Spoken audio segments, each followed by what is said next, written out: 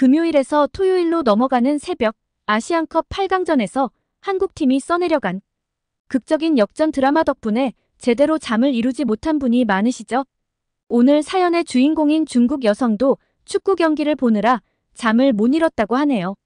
한국 남성분과 결혼해 한국에서 거주 중인 중국 여성의 시선으로 본 한국 축구. 어떤 생각을 했는지 오늘의 사연으로 만나보시죠. 안녕하세요. 저는 5년 전 한국 남성과 결혼해 한국에서 살고 있는 중국 여자입니다. 많은 한국 분들이 토요일 새벽 늦게까지 잠을 못 이뤘던 걸로 알고 있는데요. 저도 남편과 함께 경기를 지켜보며 새벽 내내 깨어 있었습니다.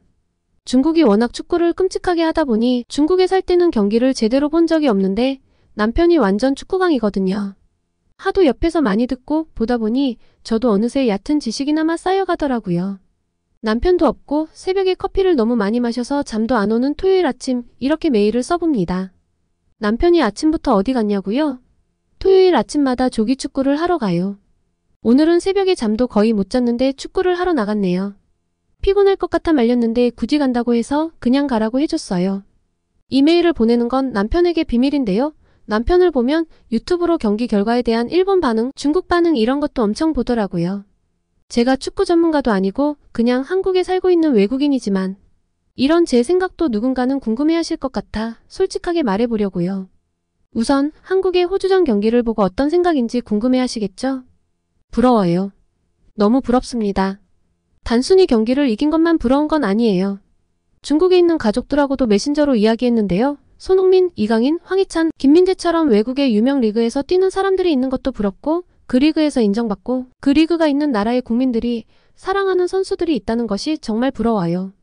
남편이 해외 반응들을 엄청 찾아보길래 저도 중국 인터넷 반응들을 좀 찾아봤거든요. 예전엔 반응이 두 가지로 갈라졌었습니다. 솔직하게 이야기하면 정말 부럽다. 배워야 한다도 있지만 질투에 속이 꽈배기처럼 꼬인 사람들도 있었죠. 그런데 이젠 모두 인정할 수밖에 없단 반응이 대다수예요. 중국도 발전을 위해서는 솔직해질 필요가 있죠. 인정할 건 인정하고 또 배울 건 배워야 하고요. 대부분의 중국인들은 저희 아버지처럼 자고 일어나 보면 손흥민이 중국인이었으면 좋겠다고 생각해요. 저희 아버지는 매일같이 손흥민, 이강인, 김민재, 황희찬 중 한 명만 중국 사람이었다면 소원이 없겠다며 이야기하시거든요. 일본 선수는 안 부러워하냐고요? 물론 일본도 유명 리그에서 뛰는 선수들이 있지만 한국 선수들처럼 전 세계에서 칭찬하고 좋아하고 최고라고 말하는 사람들은 없잖아요. 중요한 건 그 리그에서 얼마나 인정을 받느냐인데 이렇게 입을 모아 최고로 인정하는 건 지금 한국 선수밖에 없으니까요. 중국은 말할 것도 없죠. 개인적으로 중국의 축구 국가대표팀은 경기를 안 했으면 좋겠어요. 중국의 운동선수들이 다 저 모양인 건 아니거든요. 탁구라든가 피겨스케이팅의 페어팀은 아주 수준이 높습니다. 그런데 왜 축구 선수들은 저런지 모르겠어요. 다른 종목의 선수들과 함께 국가대표라는 명칭을 받기엔 모든 면에서 너무 부족하잖아요.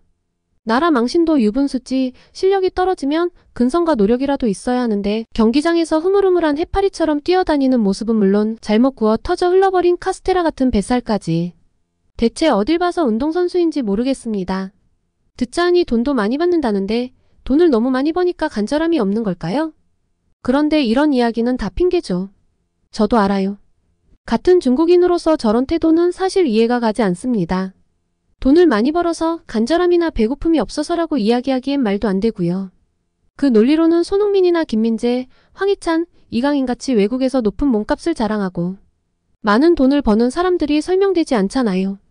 이번 아시안컵뿐만 아니라 지난번 월드컵도 그렇고 남편과 함께 매번 경기를 봤는데요. 한국의 국가대표들, 특히 손흥민 선수는 생판남이자 다른 나라 사람인 제가 보기에도 울컥하게 만드는 순간들이 참 많았습니다.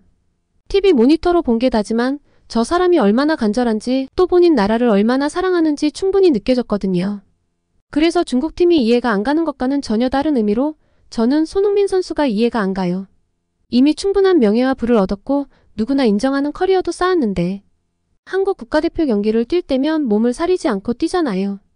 중국의 몇몇 사람들은 손흥민은 마음이 약하고 눈물이 많다며 저렇게 죽기 살기로 뛰는 게 사람들이 욕하는 게 두렵거나 싫어서라고 하던데 어차피 사람들이 이러쿵저러쿵 하는 이야기들은 금방 사그러들게 마련이니 전 그런 건 전혀 아니라고 생각해요. 우선 마음이 약하면 외국에서 살아남지도 못했을 것이고 또 사람들이 욕하는 게 두려워서 열심히 한다니 나라를 위해 뛰는 건데 힘들지 않다. 핑계는 없다라는 그 멋진 인터뷰까지 가기도 전에 이렇게 수년간 매사 최선을 다하는 태도에서 이미 증명되지 않나요? 진심이 아니라면 정말 엄청난 연기자인 건데 말이 안 되죠. 그리고 어떻게 저런 연기를 이렇게 오랜 기간 하겠어요. 그런 말을 하는 중국인들은 뇌를 빼놓고 타자를 친 게 분명해요. 아무리 질투에 눈이 돌았어도 그렇지 같은 중국인이지만 부끄럽네요. 남편은 경기를 보며 감독 욕을 정말 엄청나게 했는데 확실히 축구를 잘 모르는 제가 봐도 뭔가 지난 월드컵 때랑 다르긴 하더라고요. 선수들이 뭔가 더 힘들어 보이기도 했습니다. 하지만 다른 나라와 한국의 결정적인 차이는 마지막 순간까지 모든 걸 불태우고 최선을 다한다는 거예요. 보는 입장에서 자기들도 포기했네라는 순간이 있잖아요. 선수들 스스로 지는 걸 알고 있다라는 느낌이 드는 순간이요. 그럼 경기 결과와 상관없이 저건 아니다 라는 생각이 드는데 적어도 제가 봤던 한국 경기에서 그런 느낌은 한 번도 받지 않았습니다. 이 경기에 마치 내 모든 운명이 걸려있는 양 죽을 힘을 다하죠. 그리고 남 탓도 안 하고 자기 안위만 챙기지도 않아요. 다른 선수 탓, 부상 탓, 관중 탓, 심판 탓, 감독 탓. 여러 가지 핑계를 대려면 될 수 있을 텐데 그런 일은 절대 하지 않죠. 그리고 이 태도는 늘 일관된 모습으로 드러납니다. 중요하지 않다고 생각되는 경기에서도요. 전 사실 호주전 이전에 말레이시아전도 좀 놀랐어요. 제가 손흥민이었으면 안 나온다고 했을 거예요. 굳이 이기지 않아도 되는 경기이고 중요도가 떨어지는 경기인데 나중에 본인 팀으로 돌아갈 걸 생각하면 개인 컨디션도 중요하잖아요. 여기서 우승컵을 들어올리지 못한다 해도 손흥민이라는 선수가 평가절하되는 것도 아니고요. 반드시 이겨야 하는 경기도 아닌데 풀타임으로 뛰며 힘을 다 빼는 건 되게 싫었을 것 같은데 그 경기에서도 죽기 살기로 뛰고 이기지 못하니 너무 속상해하더라고요. 저는 한국이 말레이시아와 비겼다는 것보다 이기지 못해 속상해하는 모습들이 더 충격적이었습니다. 중국팀이 한국팀과 같은 상황이었으면 어땠을지 생각해보니 더 놀라웠죠. 중국팀이 비겨도 올라가는 상황이고 중국보다 약팀과 경쟁을 하는 상황이라면 아무도 저렇게 열심히 뛰지 않았을 거예요. 그리고 5대0 정도로 졌겠죠? 저는 한국팀 전체가 집념과 집중력을 유지할 수 있는 데엔 리더가 큰 역할을 한다고 생각해요. 팀원들은 결국 리더의 말과 행동이 알게 모르게 큰 영향을 받을 테니까요. 리더가 이 경기는 꼭 이기지 않아도 괜찮아 라는 태도라면 팀 분위기는 점점 풀어지지 않을까요? 제가 축구를 잘하는 건 아니지만 감독이 자기 역할을 아무래도 받는 돈만큼은 못하고 있는 것 같은데 혹시 다른 선수들이 마음이 좀 풀어지고 대충 하고 싶은 생각이 나더라도 주장의 저런 모습을 보면 저절로 감화가 될 것 같아요. 가장 잘 나가고 실력이 좋은 사람이 주장인데 한없이 희생적이고 이타적이잖아요. 가장 많이 뛰고 가장 많이 노력하고 성실하고 예의도 바르죠. 저렇게 유명하고 잘 나가는 사람인데 팬들에게도 잘하고 단 한 번도 실언을 한 적이 없고요. 무엇보다 국가대표로 뛰는 것에 자부심을 가지고 또 국가의 이름을 드높이기 위해 노력하는 모습은 중국 국가대표들에게선 아마 평생 가도 찾아볼 수 없을 것 같습니다. 솔직히 손흥민은 드라마나 영화 작가들이 멋진 주인공을 만들기 위해 작가들이 다 같이 모여 머리를 엄청 써서 만든 캐릭터 같아요. 외국인이 꼬인 눈으로 바라봐도 인정할 수밖에 없는 사람이라 질투를 넘어서서 경탄을 하게 되죠. 전 정말 궁금해요. 왜 이렇게 마음가짐도 태도도 다른 걸까요? 같은 아시아권 국가인데 중국 대표팀에게서는 찾아볼 수 없는 모습이 너무 신기해서 혼자 이유를 생각해봤는데요. 한국인이라는 것에 대한 자부심, 아니면 한국 교육의 승리, 그게 아니라면 아버지 손흥정 씨의 영향.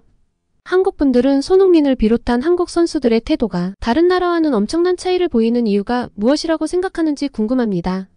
남편에게 물어보면 손흥민 자체가 그냥 차원이 달라서 그래 라고 해서 뭔가 논리적인 이유를 알 수가 없어서요. 그리고 손흥민만 차원이 다르다고 하기엔 다른 국가대표 선수들 모두 기본 마인드 자체가 다르잖아요. 남편은 국가대표인데 경기를 거지같이 하면 안 되지 라고 하는데 국가대표이지만 경기를 거지같이 하는 중국팀을 생각하면 제게는 답이 되지 않고요. 아무래도 한국의 정규 교육과정 중 배우는 내용이 영향이 있지 않을까 하는 게 제 생각인데요. 저희는 아직 아기가 없어 한국에서는 어떻게 교육을 시키는지 경험을 못 해봤거든요. 한국은 국가에 대한 자부심을 따로 가지게 하고 책임감과 애국심을 만드는 교육이 있는지 궁금합니다. 제가 만나본 한국인들은 대다수 본인이 한국인이라는 것에 대해 굉장히 자부심이 있었거든요. 물론 이러저러하게 불평을 할 때가 있지만 결정적인 순간에는 한국이라는 테두리 안에 완벽하게 모이고 이겨내는 느낌이 듭니다. 그리고 한국인으로서 느끼는 자부심과 긍지가 무너지지 않게 다들 노력을 하고요. 한 문장으로 말하자면 위기에 강하다고 할까요? 국가대표들뿐 아니라 사실 일반인에게서도 느껴지는 특징이에요. 그게 중국인인 제가 봤을 때 일본과의 차이점이기도 하고요. 이렇게 써내려가다 보니 정리가 되는 느낌인데 교육이 아니라 민족성의 차이일 것 같네요.